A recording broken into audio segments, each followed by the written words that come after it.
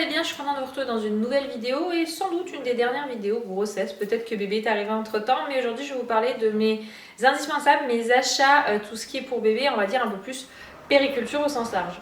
Alors du coup, on va faire pièce par pièce. Il va d'abord y avoir la chambre en premier. Donc du coup, pour l'espace bébé, même si pour le moment on n'a encore rien monté, on a une armoire parce qu'on n'a pas de placard mural, un lit, on a repris tout simplement la commode qui avait servi pour les lireuses de plan allongé. Je dirais que vraiment un indispensable c'est le lit et la commode plan allongé parce qu'au début, très clairement, bébé n'a pas besoin d'une armoire. Je dirais que c'est vraiment beaucoup plus tard. Même là aujourd'hui, Eden a 5 ans, clairement, une commode avec tout bien rangé dedans, une grande commode, suffit amplement pour mettre tous ses hauts, ses pantalons, sa lingerie, même les robes. C'est vrai que les robes c'est toujours mieux quand c'est étendu, voilà, sur un cintre. Mais clairement, ce n'est pas indispensable. Donc vraiment, c'est juste une question de pouvoir avoir une chambre complète, etc. Mais du coup, voilà un petit peu pour parler de mes achats. Nous, ça vient du site Petite Amélie pour ce qui est de l'armoire et du lit. Donc le lit qui est actuellement Lily Rose, par exemple, le lit intermédiaire blanc, c'est aussi Petite Amélie. Donc pour le lit intermédiaire Lily Rose, on l'avait acheté. Là, pour le coup, la marque entre-temps m'a proposé de recevoir donc, le lit et l'armoire. Donc du coup, on les a reçus gratuitement. Donc merci à eux. Et le plan allongé, la table... Enfin, la commode, c'est une qui était donc pour Lily Rose, qui était donc on avait pris chez Maison du Monde, que j'ai simplement repeint en blanc là dernièrement parce qu'elle était rose et qu'on est sur des couleurs beaucoup plus neutres pour cette chambre-ci. Donc voilà un petit peu pour la chambre de bébé. Pour ce qui est de la baignoire pour bébé, j'ai choisi la pliable de chez Stokke. Donc ça c'est un cadeau que mon papa a pris, enfin mon père du coup de naissance a fait cadeau de naissance. J'ai choisi celle-ci parce que c'est le côté pliable qui me plaisait beaucoup. C'est vrai quand c'est un premier enfant, avoir une baignoire qui tient un peu de place dans la salle de bain, c'est pas dérangeant. Mais quand vous n'avez pas une énorme salle de bain, nous elle est pas très grosse, c'est la future salle de bain qui servira qu'aux enfants.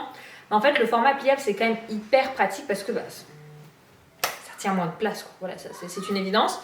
J'ai pas mal de monde autour de moi qui l'ont et qui la trouvent très très bien. Alors il y a deux tailles, il y a la taille classique et la taille XL. Ceux qui veulent l'utiliser très longtemps disent clairement qu'il faut investir dans la XL pour la simple et bonne raison que la taille standard, le bébé est vite à l'étroit dedans et du coup au vu du prix c'est un peu dommage. Moi je suis quand même restée sur la taille standard parce que à partir du moment où bébé a quelques mois, je pratique le bain libre. Sachez que vous pouvez le pratiquer dès le début et du coup ne pas forcément avoir besoin d'acheter une baignoire, sauf si vous avez une douche. Dans ce cas-là, il faudra quand même. Et à ce moment-là, si vous avez une douche, je vous invite plutôt à prendre le format XL. Comme ça, au moins, il y a toujours cet endroit où l'enfant peut barboter, même quand il a 3 ans, 4 ans. J'ai des amis où leur fils même a 5 ans et ils le mettent dedans parce qu'ils n'ont pas de baignoire, ils ont une douche et du coup, l'enfant s'éclate. Donc ça peut être une alternative. Nous, on a une baignoire dans la salle de bain des enfants. Et du coup, c'est vrai qu'à partir du moment où l'enfant a, pour moi en fait, c'est vraiment une maîtrise au niveau de la tête, être capable de redresser la tête, etc. Je le mets en bain libre, c'est-à-dire que je mets un réducteur de baignoire. Donc c'est une sorte de petite planche qui permet de ne pas remplir le bain en entier parce que vu leur taille, c'est du gaspillage. Et en fait, simplement, je mets un petit tapis de bain. Vous n'êtes pas obligé d'en prendre un spécial bébé. C'est mignon, c'est joli, c'est bien, mais c'est pas obligatoire.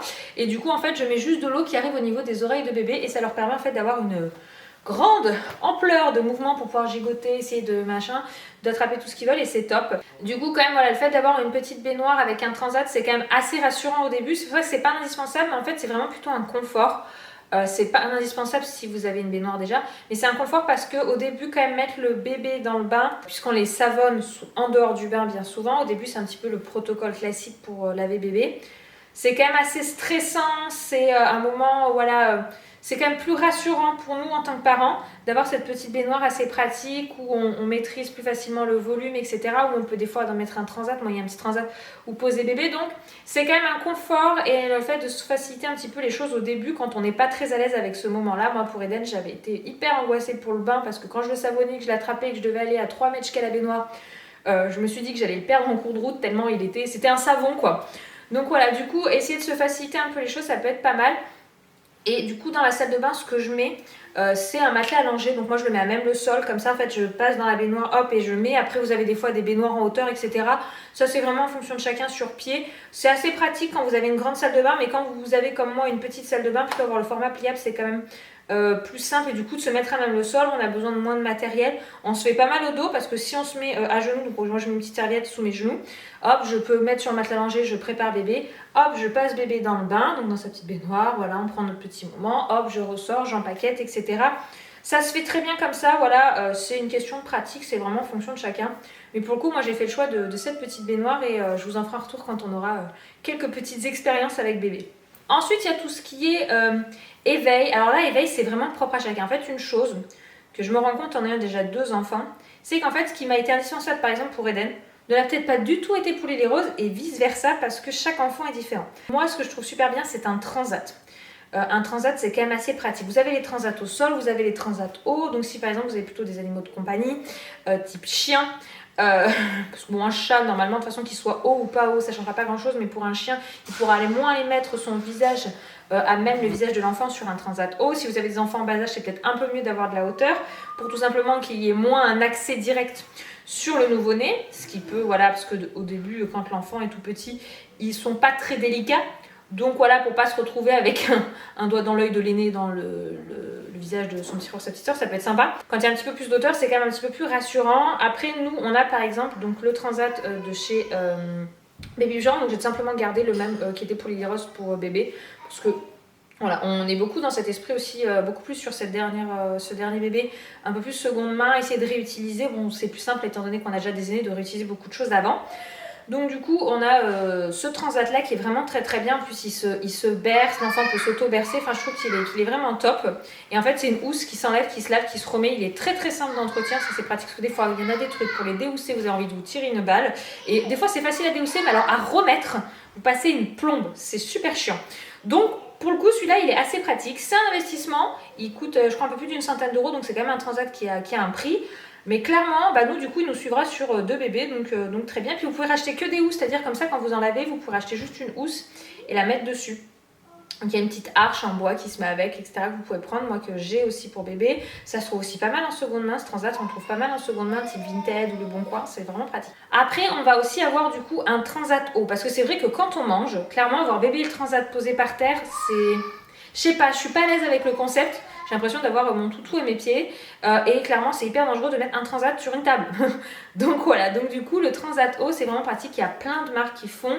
Nous, on avait celui de chez Béaba, je crois, pour Lily Rose. Mais du coup, c'était déjà un de seconde main et il a un peu rendu l'âme. Donc du coup, là, on est sur un nouveau qui va arriver, si je dis pas, je crois que c'est la marque Mima, mais bon, vous verrez si vous suivez les vlogs un petit peu quand il arrivera. Pour le moment, on l'a pas du tout, tout simplement parce qu'on n'a pas fini les travaux en bas. Voilà, si vous ne me suivez pas, on est en pleine période de travaux. Et là, actuellement, à l'étage de la maison, on ne pourrait pas le stocker, donc il arrivera quand bébé sera déjà là. Mais voilà, donc le côté indispensable, je dirais que c'est pas forcément indispensable parce que certains ne vont absolument pas utiliser de transat, mais c'est un confort, c'est vraiment pratique au quotidien, moi je trouve. Ensuite, pour continuer dans l'éveil, je dirais que c'est une zone où on peut poser bébé. Donc soit on va mettre pour certaines couvertures, moi j'ai un petit tapis d'éveil où je peux suspendre des petits jeux. Donc l'avantage c'est que je peux changer en fait et mettre tous les jeux que je veux d'éveil. Avoir quelques petits jeux d'éveil, je trouve que c'est quand même hyper pratique. C'est une zone où l'enfant est posé, on peut le mettre alterné sur le ventre, sur le dos, toujours sur la surveillance bien sûr d'un adulte ou de nous en tant que parents. Et tout simplement voilà, pouvoir permettre à bébé un petit peu beaucoup plus de mobilité. Donc après ça dépend si vous êtes dans la mobilité libre ou si vous êtes plutôt quelque chose, vous avez besoin d'être hyper encadré, sécurisé. Par exemple il y en a qui vont voir le parc comme un indispensable. Pareil par exemple si vous avez des chiens etc.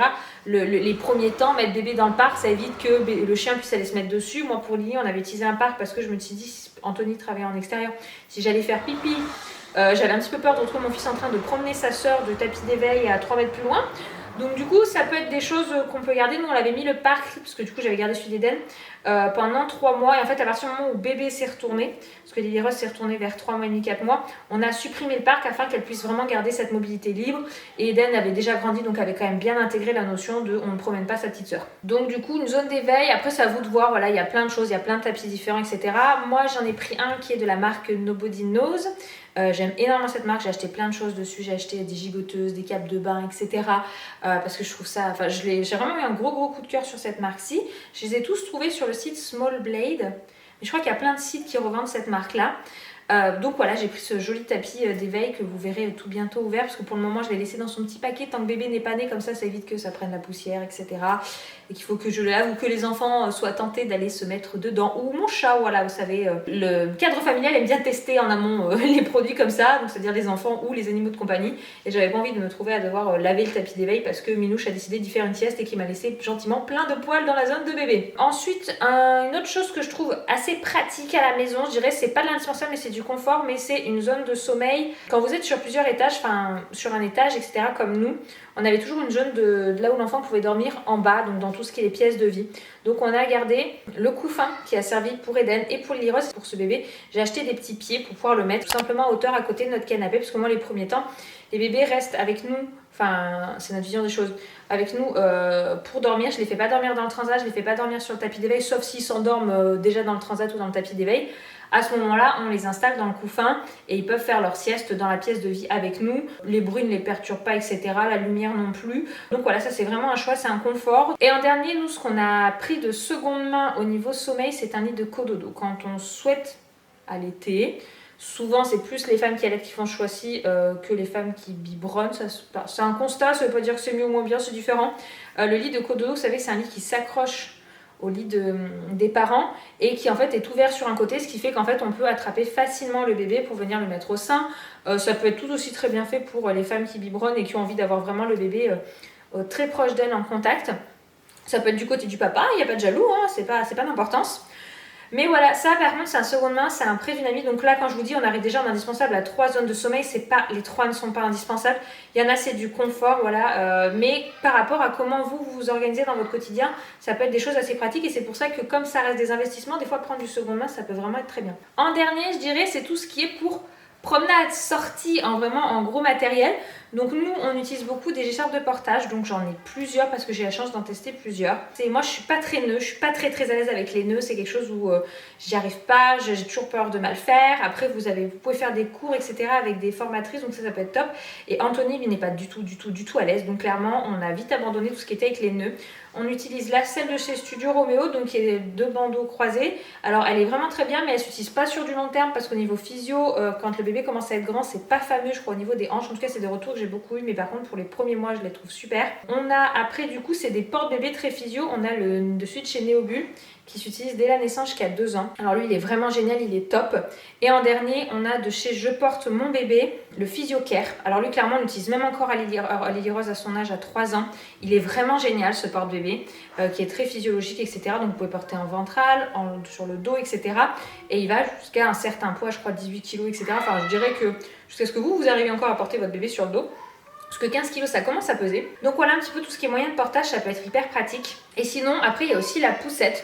Nous c'est vrai que comme c'est un 3e enfant, on n'a pas envie d'une énorme poussette tout terrain. Encore ça dépend si vous habitez dans la campagne ou quoi.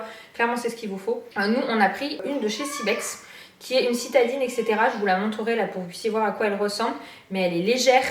Elle est, je dirais que c'est du semi-compact, donc c'est-à-dire qu'elle est pas grosse, c'est pas les toutes petites cannes où au niveau confort bébé c'est quand même moyen, etc. Donc je voulais garder une certaine hauteur par rapport à la pollution, un confort pour le bébé. Et donc on a choisi une de chez Cybex qui est vraiment, enfin en tout cas nous qu'on apprécie beaucoup, qu'on trouve top, qu'on a hâte d'essayer en pratique avec bébé. On a déjà essayé avec la grande assise pour Lily Rose, elle aimait bien se promener là-dedans, elle était bien. Donc voilà, du coup la poussette est vraiment, donc ça tout ce que je vous ai cité jusque là, dans la majorité du temps, vous pouvez vraiment facilement le prendre en seconde main. Dans le sens où voilà clairement il n'y a pas forcément besoin que ce soit du neuf. Ça fait toujours plaisir.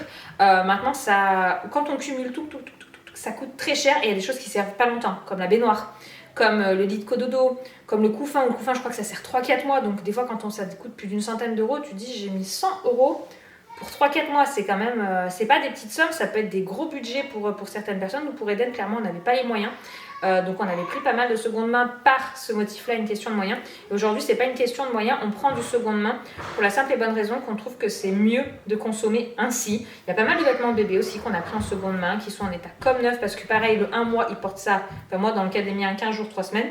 Voilà, donc clairement à moins qu'il y ait vraiment eu des caca pas possible et qu'on n'arrive pas à récupérer le vêtement derrière, les trucs c'est comme neuf. Donc du coup autant prendre, je trouve, du seconde main, se faire quelques plaisirs, mais voilà. Et donc vraiment la chose qui pour moi, selon moi, c'est reste mon point de vue, mais qui est pas l'idéal à prendre en seconde main, c'est le siège auto qui reste un gros investissement, qui coûte des fois plusieurs centaines d'euros. Au début, clairement, le mieux c'est de laisser les bébés dans le cosy en dos à la route avec, si vous avez la base Isofix, c'est parfait. Franchement, si vous avez un véhicule qui peut avoir l'Isofix, c'est vraiment le mieux de prendre l'Isofix. Donc du coup, ils sont en dos à la route et tant qu'ils peuvent rester dedans, bah, c'est là où ils sont le mieux. Après, au niveau siège auto, moi, ce que j'aime beaucoup, c'est ceux qui sont tournables. C'est-à-dire que, en gros, quand vous ouvrez la porte, vous pouvez le tourner face à vous. Et du coup, installer le bébé dedans face à vous, le remettre en dos à la route et quand ils sont plus grands, le mettre en face à la route. Il y a plusieurs marques qui le font et ça, je trouve que c'est top. Nous, pour le moment, c'est le Cozy de chez Cybex avec la base Isofix. Comme ça, au moins, on fait poussette, pouf, voiture. Hyper pratique, c'est génial. Nous, du coup, en poussette, on prend toujours des duos. On n'aime pas trop les trios avec la partie couffin. parce que du coup de toute façon mis à part dans les promenades on ne s'en sert pas dans la voiture, déjà d'une manque de place, et déjà deux parce que la France est un des rares pays qui autorise encore à utiliser le couffin en tant que siège auto à l'arrière. Je trouve qu'au niveau sécurité c'est vraiment extrêmement dangereux. D'ailleurs pour tout ce qui est siège auto etc, je vous invite à regarder un barre d'infos, je vous mettrai le lien de Sécurange qui vraiment référence et fait beaucoup de crash tests sur tout ce qui est siège auto. Elle est très très reconnue là-dedans. Et franchement, je vous invite à regarder. C'est là où, en fonction de votre véhicule, de votre budget, etc., ils pourront vous faire des recommandations sur quel type de siège auto prendre. Et c'est vraiment les mieux, je trouve, dans tout ce qu'on peut trouver en France pour vraiment vous faire votre avis sur le sujet. Moi, je vous donne un avis global dessus, qui est le mien propre à moi-même. Mais c'est vraiment là-dessus que vous aurez toutes les informations et ça, c'est top. Voilà un petit peu. Après, il va y avoir tout ce qui peut être le lit parapluie. Donc, si vous avez tendance à beaucoup bouger, ça peut être un achat à faire. Au début, moi, bébé, quand il dort, on le met on balade en fait notre couffin. Au début, qui on fait dormir bébé dans le couffin en dehors de la maison. C'est vrai qu'au début, nous, on a tendance à peu bouger. Donc, ça dépend en fait aussi de votre mode de fonctionnement au quotidien, au niveau de vos indispensables. Donc voilà un petit peu le tour au niveau vraiment du gros de la périculture, pour vraiment parler des gros objets, des gros achats. Donc on a quand même pas mal pris de seconde main pour bébé, des choses qui étaient déjà à nous, des choses de notre entourage qui nous ont prêté. C'était vraiment une démarche que j'avais envie de faire. J'ai pas pu tout trouver de seconde main parce qu'il y avait des choses où quand je cherchais par exemple la baignoire, c'est du neuf. Parce que quand je recherchais autour de chez moi pour pouvoir en avoir, personne n'en vendait, tout était au minimum à Paris et ils n'envoyaient pas en colis. Ces personnes-là, il fallait venir sur place. Donc ça va être un petit peu compliqué, ça va un petit peu venir cher de prendre le billet aller-retour pour l'appareil pour aller chercher ma baignoire. Donc il y a des choses où on a pris du neuf, il y a des choses où on s'est un peu fait plaisir comme je vous ai dit avec nos Bodinos où j'ai pris des petits articles, il y a des choses où j'ai pris un neuf, mais je suis sûre que ça se trouve aussi d'occasion. Mais voilà un petit peu le tour des achats pour bébé. N'hésitez pas à me dire vous, vos indispensables, les marques coup de cœur, etc. Ça sera avec plaisir que je vous lirai et je vous dis à très bientôt. Ciao!